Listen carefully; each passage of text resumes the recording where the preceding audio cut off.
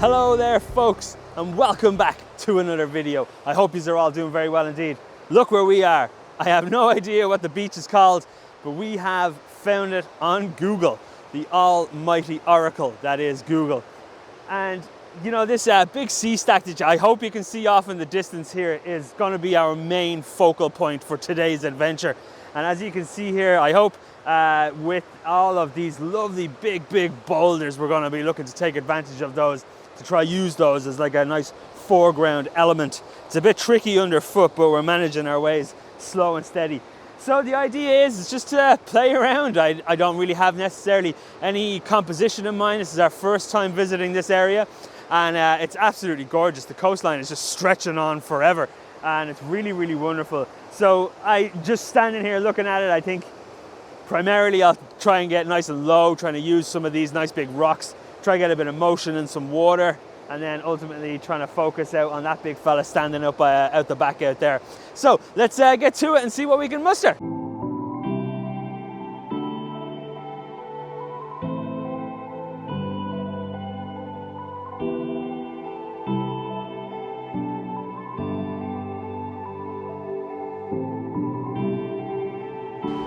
So, just playing around while I was setting up the filters and changing lenses, I was looking at different compositions, and I think I'm going to aim for two.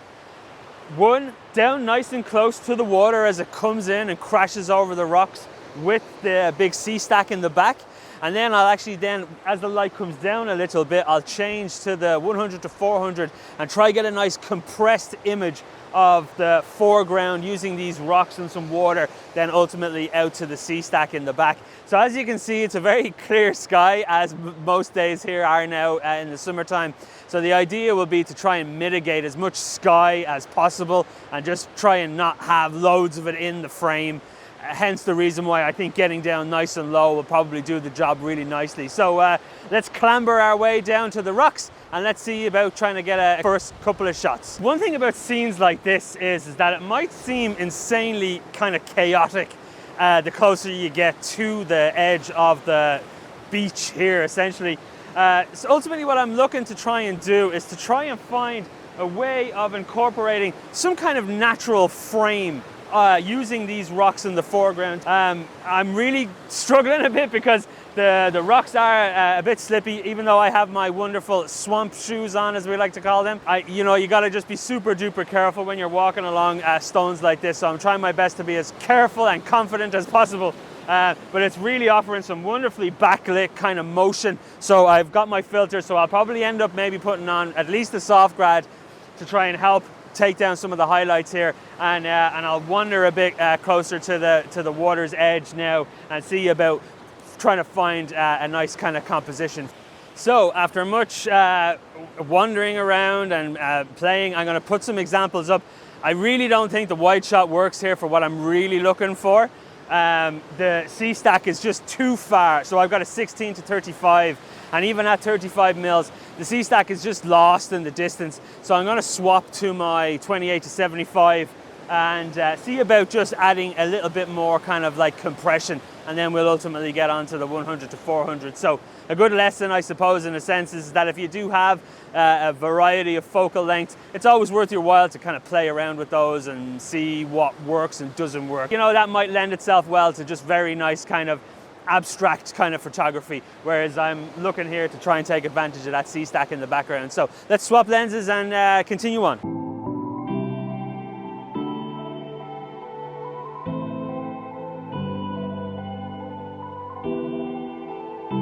So already this is really offering a much better vantage point. We're able to see a lot more of the sea stack and still be able to utilize a lot of this nice foreground here. So I'm just kind of dancing around between maybe 75 and 50 mils for the minute and shooting handheld. You know, as wonderful as tripods are, sometimes they can be a bit awkward in surfaces like this when it's difficult to get the legs in and do all this, that, way and the other. But as the light fades a bit more, I'll have no choice, because I really do see a nice long exposure image will probably lend itself very well to a scene like this. So we'll have to get the tripod out at some point. But for now, it's really great just shooting handheld, really nice low down to the rocks. I'll pop up a few examples for you now, and let's continue on.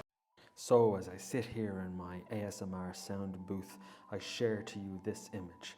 This is the first image that I was happy enough to fully invest my time in after changing lenses. As I mentioned previously, the compression that the longer focal length allows me to achieve, I think really just enhances the scene. And the thing that sets this image off for me is just that energy that's in that water, the splash and the crash. Really super happy with how this one turned out.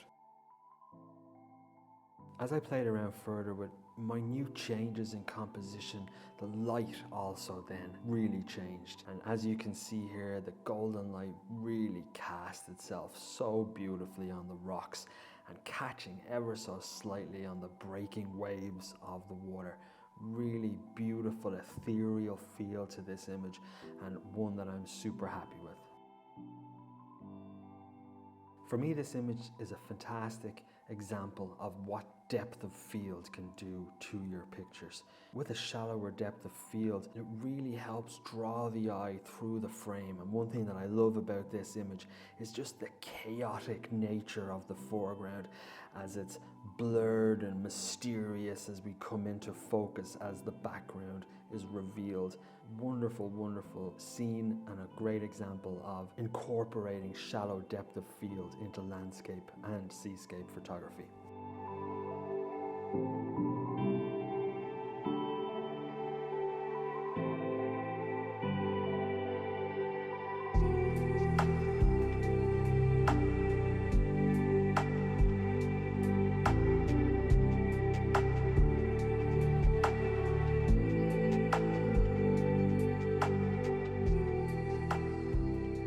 So I don't know if you can see me down here in these rocks, but oh man, it's been a real struggle. I've totally abandoned the tripod, and I really hope these are turning out sharp. The image I'm looking at right now is just really lending itself quite well to what I was looking to achieve here. This rock that's right in front of me is so it's just catching the last of that light so beautifully. And then there's 3 rocks just as we go out towards the sea stack that are equally catching the rocks so wonderfully. So I'm trying my best to take advantage of that, to use this light as a leading line as we go out towards the sea stack. So hopefully I don't get swallowed by the water, but the sun is fading quite rapidly, and I'm going to try and get a last few of these images before it goes, and then we'll set to some nice long exposures. So let's continue on. I really love shooting landscapes with the 100 to 400. It gives you such a wonderful opportunity to focus in and really photograph minimalism. As I've said in previous videos, it's almost like a scope that you can use just to find these scenes, and in this case, this epic sea stack that's standing in the middle of the sea, and with the waves breaking in the foreground really helps lend itself to adding this chaotic kind of feel to the image. Really super happy with how this simple frame has turned out. So this is the image that I had kind of set out to capture when we first arrived at this location, using the rocks and these boulders as a foreground element to draw and lead through the frame. And as I just mentioned in the piece to camera there, before I got soaking wet, which thankfully you guys didn't see, the light just caught the side of these rocks so wonderfully, and I'm super happy that I was able to feel confident enough to leave the tripod and shoot handheld. So the question I will pose to you to leave in the comments is, do you prefer the landscape orientation or this portrait orientation? While I love the landscape orientation and different stages of light catching on the rocks, this portrait orientation, I don't know, it just seems to fit a bit better. Even though there's only 2 rock faces catching the light, it just seems simpler and it just seems less kind of messy. But I will leave that to you guys in the comments. I'd be absolutely really curious to know which of these 2 you prefer. So, you know, they always say don't look directly at the sun. So, you know, also don't look directly at the sun with a telephoto lens. But nonetheless, I have done it. So my eyes will thank me at some point down the road for that. You know, it's just a nice big ball setting on the horizon. No clouds, nothing really in the way. So we'll see how those ones turn out. Totally random, totally off the cuff. So we'll see. So I'm sitting again, which is pretty much the theme of today's video. If I'm not crawling around the boulders, I'm sitting. You know, one of the beautiful things about photography is that sometimes you change your lens or you come back to your bag and then you see, oh, there's a shot right there. So you don't have to do any clambering over any rocks or anything. So nonetheless, I have decided to keep the 100 to 400 on, and I've put on my variable ND filter just to kind of play around now with shutter speeds because the sun has set. And I'm looking to try and, like I mentioned at the beginning, just to try and use some of the rocks and some of the water to try and get a nice compressed looking frame and maybe at 30 seconds. I just took a shot there at 30 seconds and it's completely out of focus. So let's do that again, and if it works, I'll pop it up on the screen for you here now, and let's keep shooting because it's beautiful. One thing that was very unexpected when I was looking through all of these photographs as I edit this video was just how marvelously mid-ground rocks really captured that light. It's pretty wild, ethereal, this slow shutter speed really adding dynamism to the scene, and I'm really happy with how this turned out. And like I just mentioned, the fact that I was just plopped next to my camera bag also really helped. Super duper delighted with how this image turned out. So as we get eaten alive by the mosquitoes and the midges here, I've actually zoomed all the way in to 400 mils, and I really do like this picture. It's just this solitary sea stack standing out there stoically battling against the waves and the weather. And with the long exposure, I'm shooting at about 30 seconds. It's really just smoothing out that water, and because the sea is rough, it's really introducing a lot of kind of motion into the frame. So it's really, really nice. And one thing, as the sun has set, it's a real nice pastel-y kind of color behind. Now, obviously, if there was clouds, yay, but the minimalism of this scene, I think really works very, very well. So I'm super happy with it. I'll pop it up on the screen for you now. So here's the final image of this video. It's simple, it's clean, and like I just mentioned, got that wonderful pastel-y color. And one thing that I really enjoy is just the natural contrast between the warm highlights and the cool shadows of the sea. And again, slowing down that shutter speed to 30 odd seconds or so really just lends itself well to create this minimal scene, which I really, really love the aesthetic of. Well, folks, I think we will call it a day there. The mozzies are attacking in force. But look at this absolute wonderful scene behind me.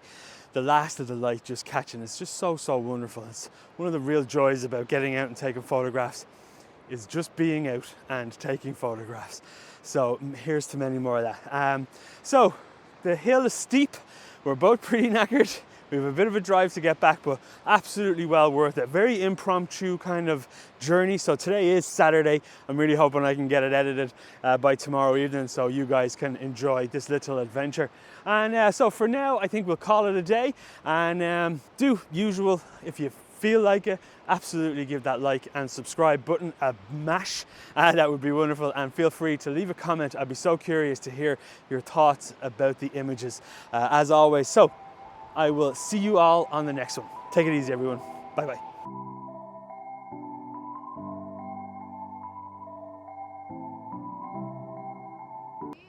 No, I seriously doubt he's going to watch my videos.